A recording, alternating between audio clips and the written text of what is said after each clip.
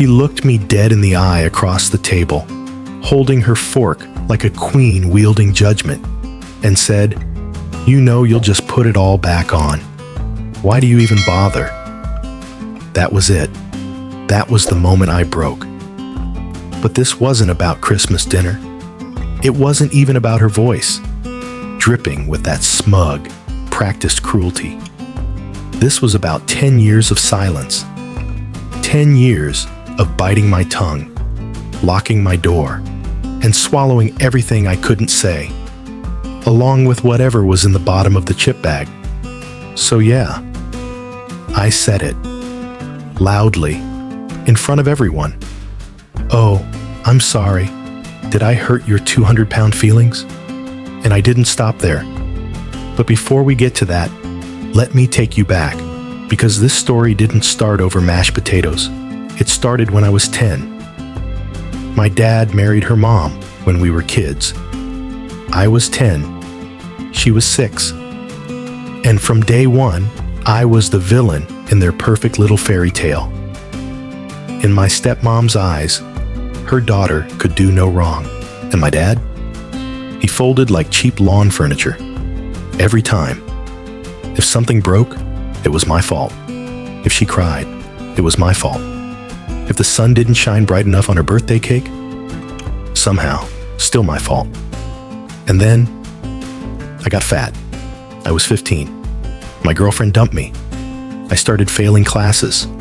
I quit baseball. And food never judged me. Food never told me I wasn't good enough.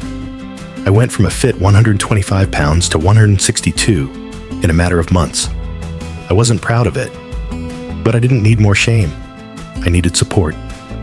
Instead, I got her. Fatas, Chubster, lard boy. She was 11, but mean beyond her years. And when I told my stepmom, she waved it off. "She's just teasing. She's so much younger than you. Why are you getting upset?" And that's when I learned the rules. I don't get to be hurt. I don't get to be offended. I just get to be quiet. So I stopped going downstairs. I stopped fighting back. I locked my door. I hid in my room. And I ate. That was my world.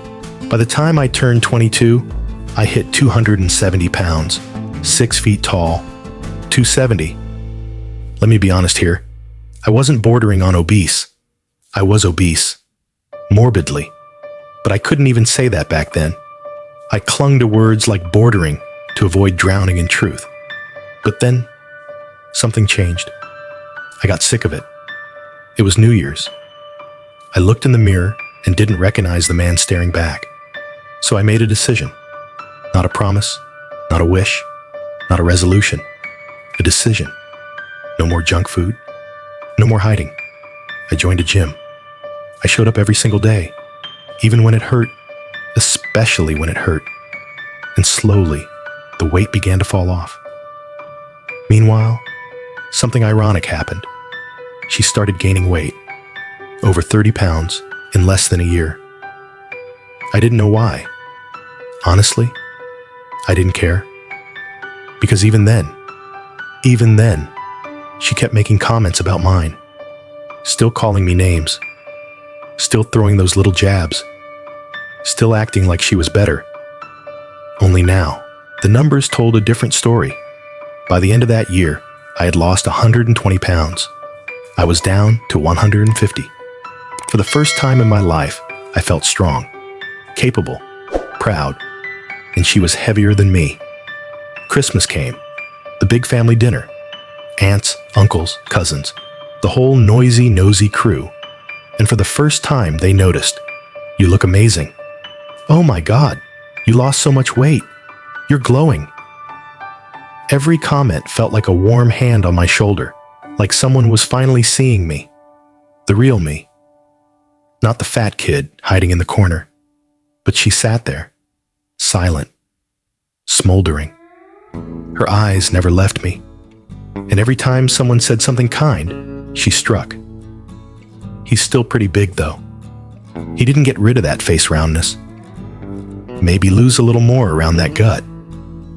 I clenched my fists under the table. My jaw locked. I tried to smile. I tried to stay graceful. I tried to remember that I was older, that I was better, that this wasn't worth it. But then she said it. You know you'll just put it all back on. Why do you even bother? And that was the last straw.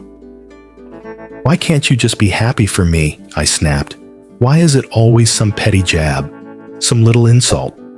She shrugged. Defensive much? And I saw red. Oh, I'm sorry. Did I hurt your 200-pound feelings? She froze. I felt the air shift. My words echoed, but I didn't stop. Calling me a fat ass for years. Look at your plate. You've eaten half the table, fatty.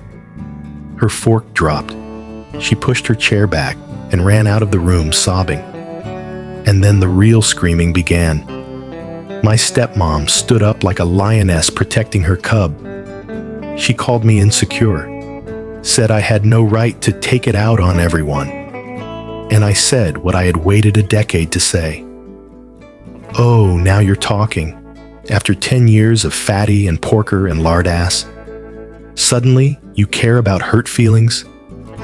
She looked stunned, like the villain of the story had just realized he wasn't the hero. But you're way older. She whined. That's what it always came back to. I was older, so I was supposed to be better. But you know what? Age doesn't mean pain doesn't hurt. Age doesn't mean abuse doesn't leave scars. Age doesn't mean I'm bulletproof. So I walked out, and when I woke up the next morning, my phone had exploded. Texts from my dad, from my stepmom, from her. They said I wasn't welcome in their house until I apologized, and I said nothing, because I'm not going to. Not this time. Because I've spent my whole life apologizing, for existing, for being inconvenient, for being hurt, and I'm done. So, am I the asshole? Was I wrong to finally speak after 10 years of silence? Was I wrong to stand up for myself, even if it wasn't pretty? Was I wrong to give her a taste of what I'd been force-fed for over a decade? Was I wrong to stop being the family punching bag? I don't think so. But maybe you'll tell me otherwise, because I really want to know. Am I the asshole? That moment, that table, that silence. Sometimes it's not the outburst that defines us, but the 10 years of silence that led to it. In this story, what we witnessed wasn't just a blow-up. It was a breaking point. A man pushed past his limit. A decade of mockery buried under the polite facade of teasing. A system that protected the bully, not the bullied. What's worse, being called names by a child? Or being told by the adults in the room that your pain doesn't matter because you're older? There's a lesson here for all of us.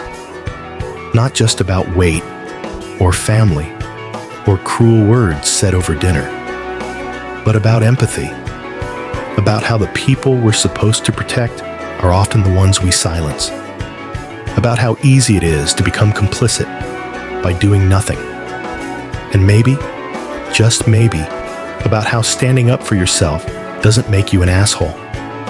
It makes you human. So now, I turn it to you. If this were your story, what would you have said at that table? And more importantly, what would you have stayed silent about for too long? Let us know in the comments. This is AITA Story Vault. Thanks for listening.